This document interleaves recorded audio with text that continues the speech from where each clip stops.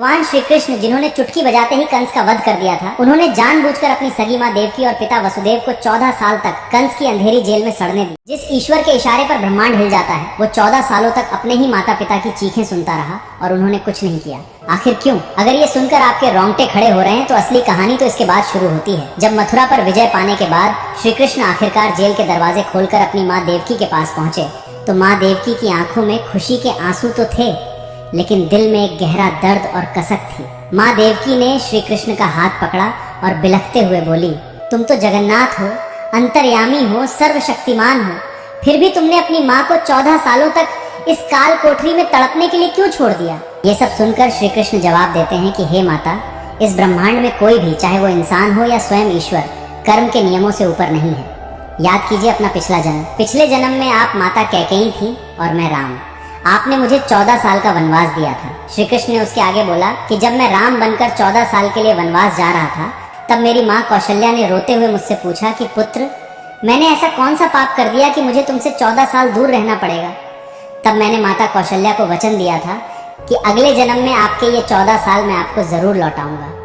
इसीलिए हे देवकी, इस जन्म में आप कौशल्या हैं और जो पिछले जन्म में कौशल्या थी वो आज यशोदा हैं आपकी जगह। आपके पिछले जन्म के कर्मों की वजह से आपको 14 साल का ये वियोग सहना पड़ा और कौशल्या को उनके हक के 14 साल का ममता का सुख मिला। इसलिए हे माते, मैंने सिर्फ कर्मों का हिसाब बराबर किया। दोस्तों, ये कोई कथा नहीं है, ये ब्रह्मांड का वो सच है जो हम अक्सर भूल जाते हैं। अगर स्वयं भगवान विष्णु को राम और कृष्ण अवतार में भी कर्म का हिसाब चुकाना पड़ा, तो आप और हम क्या चीज है? आपकी जिंदगी में जो आज दर्द है, जो देरी हो रही है, जो इंतजार आपको तोड़ रहा है, क्या आपने कभी सोचा है कि ये किसी पुराने कर्म का ही बही खाता तो नहीं जो चुकता हो रहा है? यहाँ कोई बिना वजह नहीं रोता और किसी को बिना कर्म के सुख नहीं मिलता।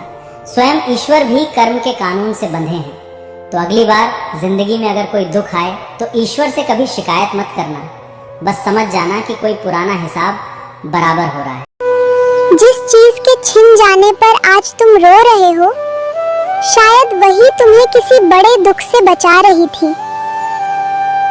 हर बंद दरवाजा सजा नहीं होता, कुछ दरवाजे भगवान स्वयं बंद करते हैं ताकि तुम गलत रास्ते पर आगे न बढ़ सको।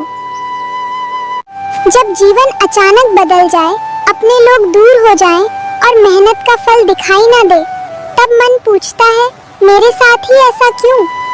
लेकिन बीज को भी पेड़ बनने से पहले मिट्टी के अंधेरे में दबना पड़ता है, वहीं से उसका नया जीवन शुरू होता है।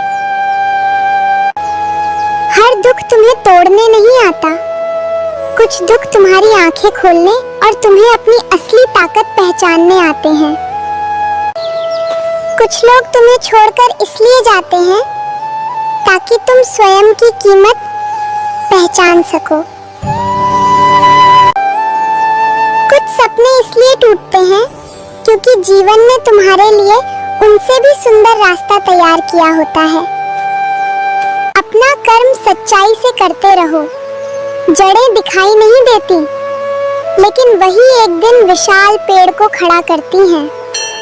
शोर सफलता नहीं बनाता, चुपचाप लगातार किया गया कर्म ही वही है, एक दिन तुम्हारी पहचान बनाता है।